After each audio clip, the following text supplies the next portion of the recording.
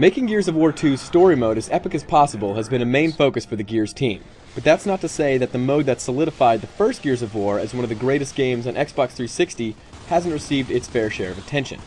In fact, the multiplayer has been expanded, refined, and tweaked for all the hungry Xbox Live fans out there. And there's plenty to salivate over until November 7th.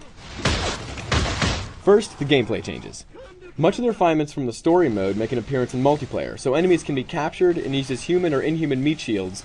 There are portable shields of the non-meat variety, brutal executions can be triggered on unsuspecting foes, and chainsaw duels are there in all of their adrenaline-fueled button-mashing glory.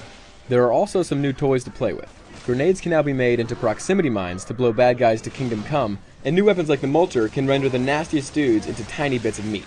My personal favorite of the new additions is the Scorcher, a flamethrower that leaves a very satisfying charred effect in its wake. However, these tweaks wouldn't be much without modes to support them. Thankfully, Gears 2 has 6 multiplayer modes to wage destruction across.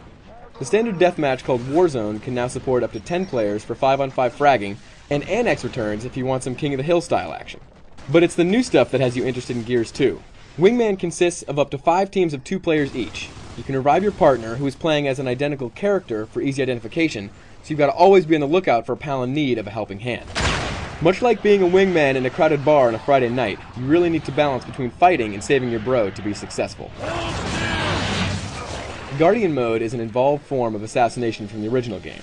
One player is the Guardian, and as long as they're alive, the players in their team can respawn. If the Guardian dies, then everyone quite literally has one life to live. Suffice to say, you want to take the Guardian out first. Luckily, there's a handy indicator that points out his general location, making the search that much easier. Submission mode used to have the much more awesome name of Meat Flag, but was removed by the PR monkeys at Microsoft. We'll get over it someday. It's basically capture the flag with a twist. Instead of the normal boring pole with a piece of cloth at the end, the flag is actually a disgruntled person who doesn't want to be captured.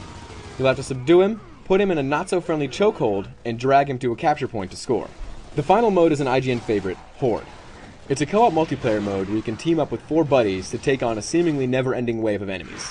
The bad guys get more powerful as you try to work your way to the final, 50th wave. These modes can be played on all 15 maps, 10 of which are new, with 5 that have been reworked from the original.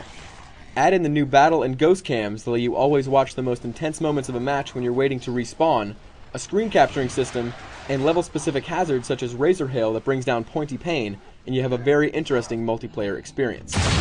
Come November, these new changes and additions will hit you like a rifle to the brain, and I mean that in the best way possible.